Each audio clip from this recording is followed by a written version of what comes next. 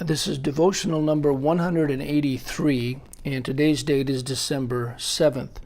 This week we're looking at 1 Corinthians 13, verses 5 to 10.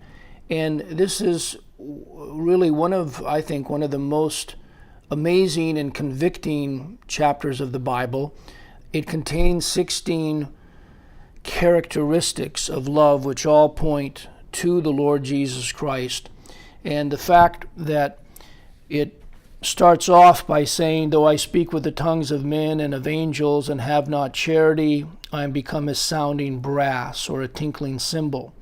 And though I have the gift of prophecy and understand all mysteries and all knowledge, and though I have all faith so that I could remove mountains and have not charity, I am nothing. And though I bestow all my goods to feed the poor, and though I give my body to be burned and have not charity, it profiteth me nothing. It really makes the point that as wonderful as these things are, if a person lacks love, which is really the salvation of the Lord Jesus Christ, none of these other things even matter. And so we want to continue looking at verse 5 today. We're on the word thinketh no evil in verse 5 of 1 Corinthians 13. And we want to keep in mind, and we need to be reminded of this, that as we read in Proverbs 15 verse 3, the eyes of Jehovah are in every place, beholding the evil and the good. God sees if we're thinking evil, and other people might not, but he definitely sees it.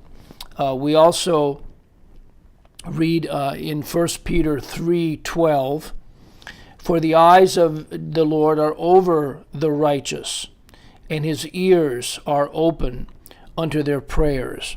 But the face of the Lord is against them that do evil. We also read in Mark 7:20 to 23, where thinking evil or any kind of evil originates from. And he said, that which cometh out of the man, that defileth the man. For from within, out of the heart of men, proceed evil thoughts, adulteries, fornications, murders, thefts, covetousness, wickedness, deceit, lasciviousness, an evil eye, blasphemy, pride, foolishness. All these evil things come from within and defile the man. In fact, not only is a child of God not to think evil, but God commands his people to think about the following virtues, as we read in Philippians 4:8. Finally, brethren, whatsoever things are true, whatsoever things are honest, whatsoever things are just, whatsoever things are pure, whatsoever things are lovely, whatsoever things are of good report, if there be any virtue and if there be any praise, think on these things. Now let's go to verse 6 of 1 Corinthians 13, and there we read, rejoiceth not in iniquity, but rejoiceth in the truth. For the true worshiper of the Lord Jesus Christ, rejoicing is not an option. We are commanded to rejoice, even though circumstances might dictate otherwise.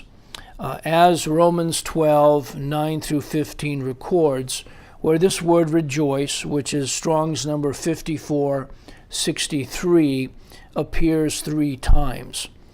Let love be without dissimulation. In other words, it's genuine. Abhor that which is evil. Cleave to that which is good. Be kindly affectioned one to another with brotherly love, in honor preferring one another, not slothful in business, fervent in spirit, serving the Lord, rejoicing in hope, patient in tribulation, continuing instant in prayer, distributing to the necessity of saints, given to hospitality. Bless them which persecute you, bless and curse not. Rejoice with them that do rejoice, and weep with them that weep. 1 Peter 4, 12 through 16 further admonishes, and this really speaks to our day. Beloved, think it not strange concerning the fiery trial, which is to try you, as though some strange thing happened unto you. But rejoice inasmuch as ye are partakers of Christ's sufferings, that when his glory shall be revealed, ye may be glad also with exceeding joy. Ye may be glad is the second time that this is used. The first time in verse 13 is rejoice. If ye be reproached for the name of Christ, happy are ye, for the Spirit of glory and of God resteth upon you. On their part he is evil spoken of, but on your part he is glorified. But let none of you suffer as a murderer, or as a thief, or as an evildoer, or as a busybody in other men's matters. Yet if any man suffer as a Christian, let him not be ashamed, but let him glorify God on this behalf. This phrase also includes the aspect of not rejoicing in iniquity. To rejoice in iniquity is part of man's sinful nature, yet to refrain from doing so is one of the elements of love, since he that loveth another hath fulfilled the law, according to Romans 13:8. The word rendered as iniquity is Strong's number 93, is also translated as unjust, unrighteous, or wrong, as we read, for example, in 1 John 5:17. All unrighteousness is sin, and there is a sin not unto death.